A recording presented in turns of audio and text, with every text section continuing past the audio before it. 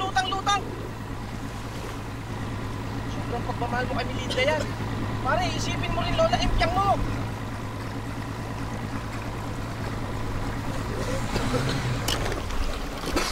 Nando!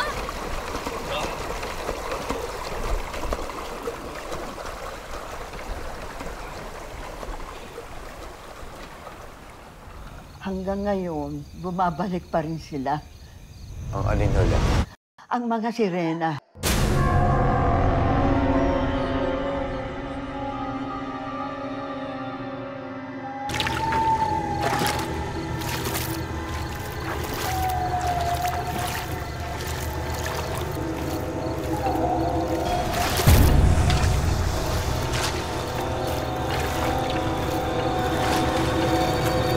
Kinuha nila ang tiyo mo.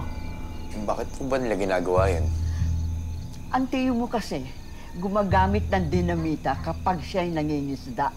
Pasalamat ka kay Erning at nailigtas ka niya.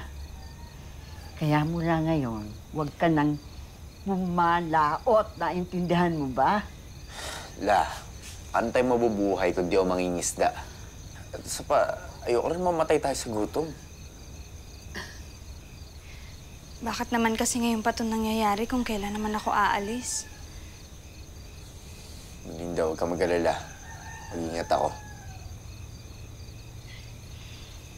Huwag ka na masyado mag-alala, ha?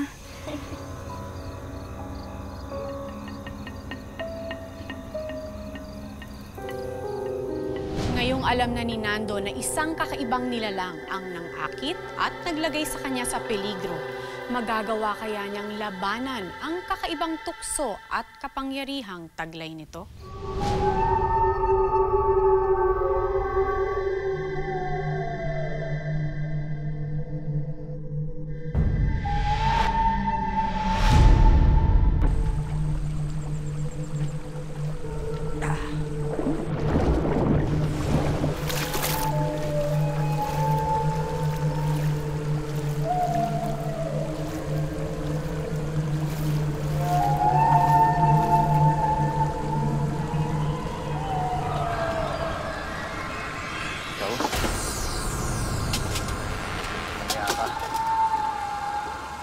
Di ba ikaw kumuha sa buhay ng chewin ko?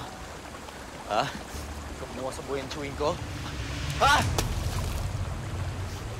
Sino? Ako naman? Hindi ako tatakot sa'yo, ha?